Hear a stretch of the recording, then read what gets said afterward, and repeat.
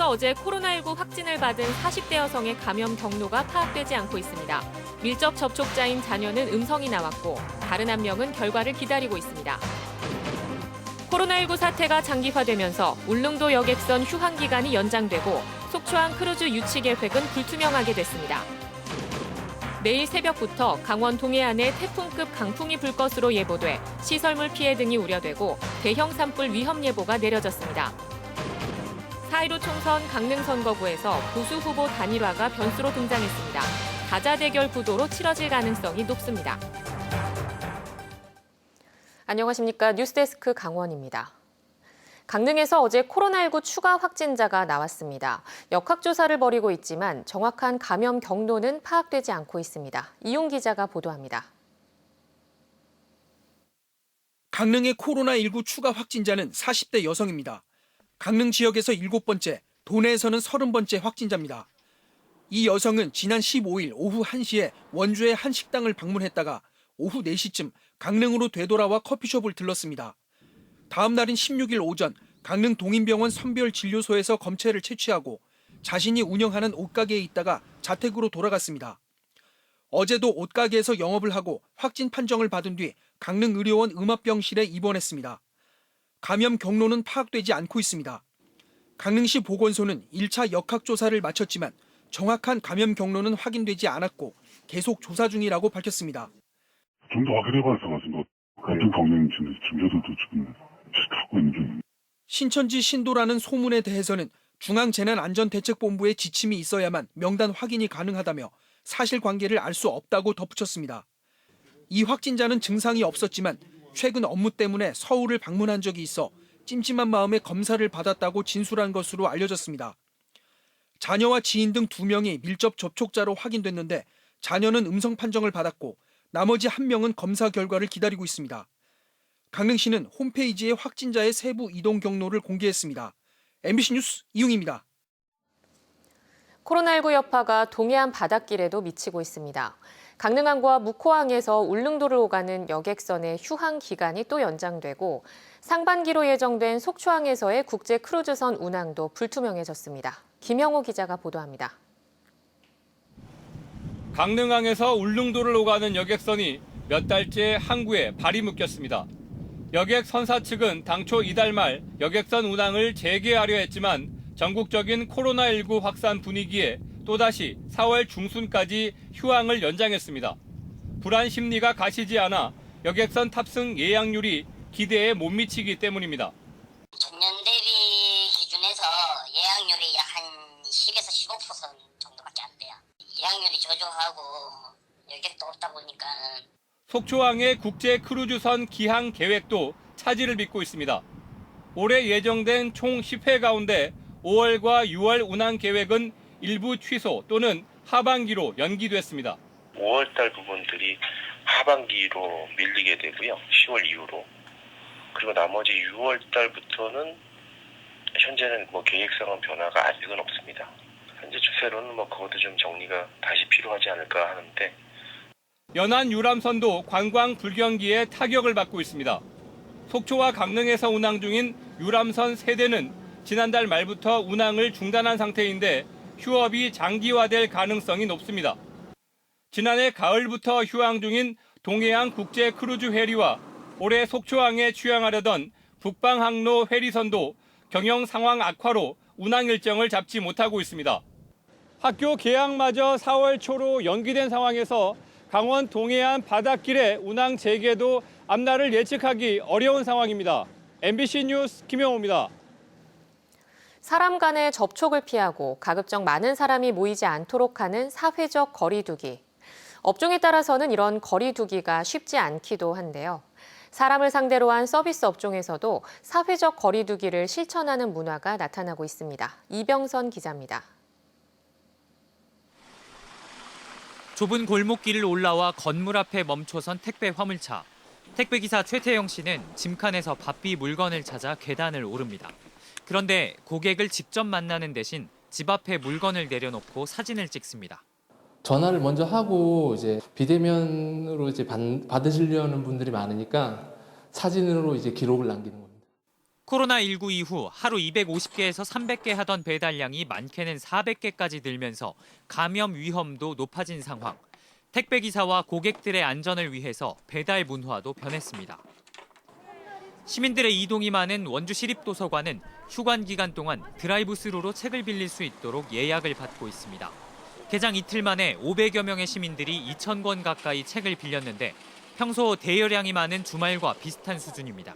문자로 와서 이러한 서비스 이용할 수 있게 해준다고 해서 저희야 편하죠. 계속적으로 무한정 연기됐었는데 이제 뭐 된다고 하니까 좋죠. 불가피하게 고객과 대면할 수밖에 없는 은행은 침이 튀는 걸 방지하는 가림막을 설치했습니다. 코로나19가 가까운 거리에서 대화를 나눴을 때 전파가 빠르기 때문입니다.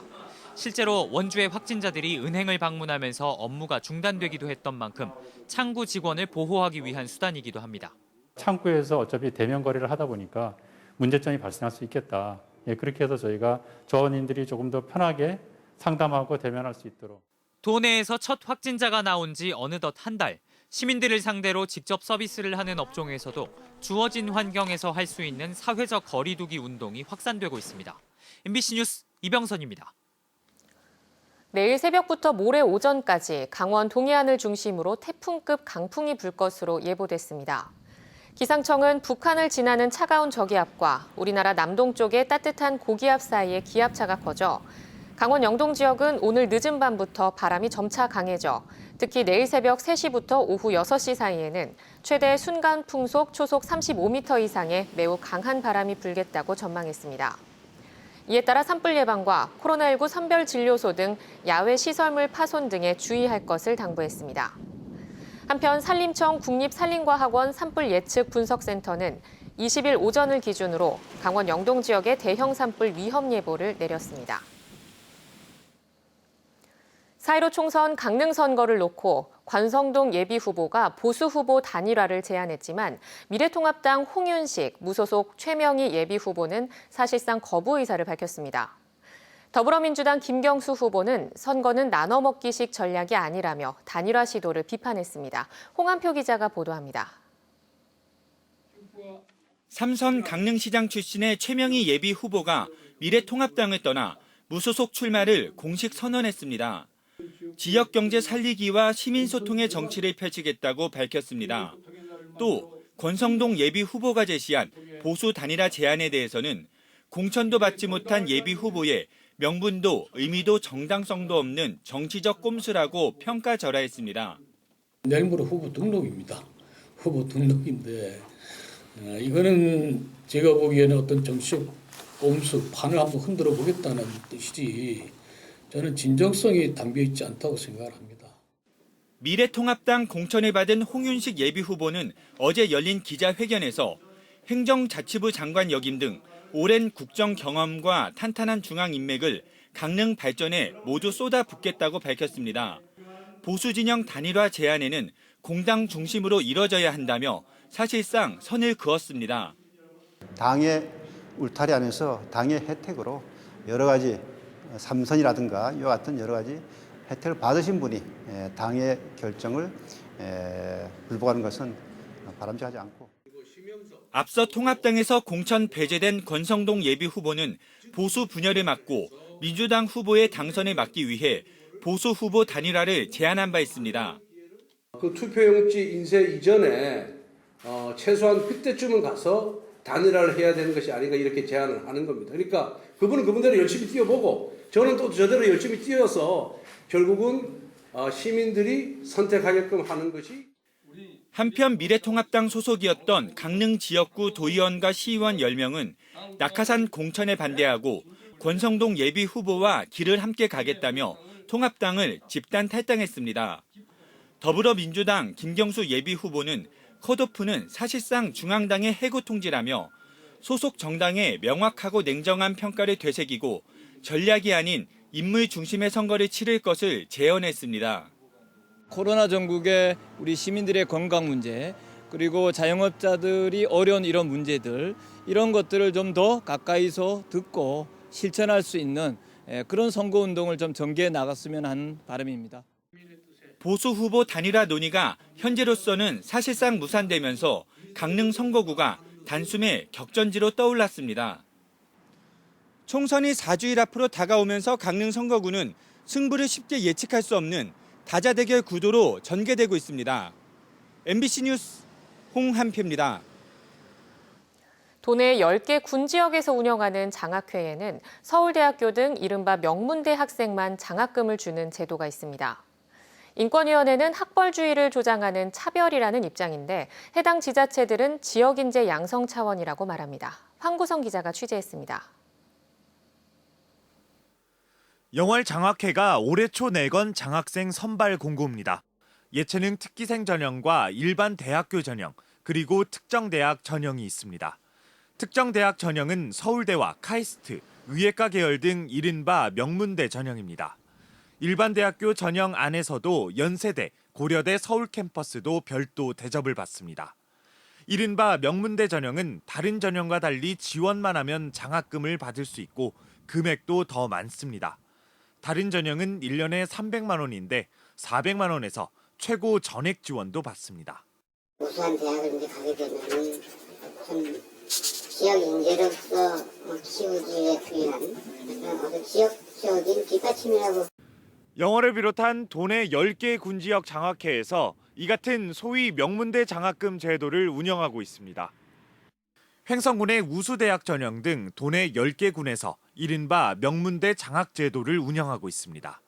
인권위원회는 이 같은 특정 대학 장학금 제도는 학벌주의를 조장할 수 있는 차별이라는 입장입니다. 이제 서울의 소위 좋은 대학으로 그냥 올라오는 게 아니라 지역에서 털을 잡고 지역을 더 잘 일구기 위해서 이제 노력하는 인재들도 많은데 이런 인재들에 대해서는 너무 등한시하는 거 아니냐. 평창군은 인권위 조사 과정에서 차별 소지가 있다는 지적을 수용해 최근 특정 대학 규정을 폐지했습니다. 형평성에 맞지 않고 장학금 지급 기준에도 다른 거하고 맞지 않아서 폐지한다 이렇게 해서. 인권위는 대학 서열화와 지방대학 붕괴를 부추길 수 있다며 해당 지자체들을 상대로 개선을 요구했습니다. MBC 뉴스 황구선입니다.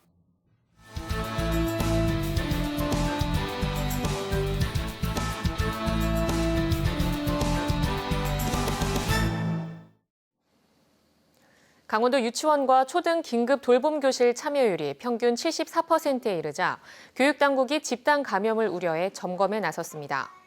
현재 166개 교실에서 운영하고 있는 초등 긴급 돌봄교실의 경우 참여율이 78%, 205개 학급의 유치원 돌봄 참여율은 70%에 달합니다. 이에 따라 강원도 교육청은 돌봄교실에 참여하는 교직원과 학생의 안전을 위해 마스크 만장과 손 소독제를 배부했습니다. 도교육청은 3차 개학 연기로 돌봄교실 운영이 연장되는 만큼 마스크 추가분을 배부하는 등 대책을 마련하고 있습니다. 끝자리 4일과 9일에 열리는 양양 5일장이 내일부터 재개장합니다. 양양군은 코로나19 확산 방지를 위해 지난달 29일부터 4차례 임시 휴장한 5일장을 내일부터 재개장하고 소비 위축과 매출 감소로 심각한 어려움을 겪는 지역 경제와 골목 상권 살리기에 나선다고 밝혔습니다. 양양군은 장이 서는 하루 전에는 민관군이 함께 참여해 양양시장 상가와 전통시장 주변에 직접 방역 소독을 실시하기로 했습니다. 강원도 시군번영회 연합회는 코로나19로 경영난을 겪고 있는 플라이강원에 대한 긴급 금융 지원을 요청하는 호소문을 냈습니다. 연합회는 호소문을 통해 양양국제공항을 기반으로 하는 신생 저비용 항공사인 플라이강원이 코로나19 사태로 존립 위기에 놓였다며 정부의 긴급 경영안정자금 지원 대상에 반드시 포함돼야 한다고 주장했습니다. 따라서 과거 경영 실적을 반영하는 신용평가로 지원 대상을 선정하는 방식에 신생항공사는 배려해야 한다고 밝혔습니다. 플라이강원은 대만 타이베이와 필리핀 클라크필드 노선 운항을 3월 한 달간 중단한 상태입니다. 문화체육관광부의 2020년도 계획 공모형 지역 관광개발 사업에 도내에선 유일하게 정선군이 선정됐습니다. 정선군은 정선 아리랑 마을을 주제로 정선 5일장의 공간적 범위를 확대하고 정선 밥상 요리 프로그램과 5일장 인문학 여행, 정선 아리랑 가사 찾기 투어 등 사업을 제안했습니다. 정선군에는 앞으로 5년간 국도비 포함 200억 원이 투입될 예정입니다. 강원도 수산자원연구원이 인공부화로 키운 3cm 크기 안팎의 까나리 만여 마리를 강릉시 사천 앞바다에 방류했습니다. 일명 양밀이라 불리는 까나리는 지난해 말 처음으로 인공부화에 성공했으며 강원도는 2024년까지 까나리 대량 인공종자 생산 기술을 확립할 계획입니다. 까나리는 10년 전에는 연간 어획량이 2,000톤에 달했으나 최근에는 1,000톤으로 줄고 크기도 작은 것이 주로 잡히면서 자원 관리가 요구되고 있습니다. 봄철 멧돼지 번식기와 영농철에 접어들면서 강원도가 아프리카 돼지열병의 농장 유입을 막기 위해 방역을 강화합니다. 강원도는 야생 멧돼지에서 아프리카 돼지열병 바이러스가 지속적으로 검출되는 상황에서 파리와 모기 등 매개체 활동성 증가로 인한 감염 위험이 높아질 걸로 예상하고 있습니다. 이에 따라 농장 방역 평가제를 도입하고 최첨단 스마트 ICT 축산 단지화를 검토하는 등 야생 멧돼지로 인한 오염원이 농장으로 유입되지 않도록 방역을 강화하기로 했습니다. 코로나19 국민안심병원으로 지정된 강릉 아산병원이 중증 응급진료센터를 운영합니다. 강원 뉴스 마칩니다. 시청해주신 여러분 고맙습니다.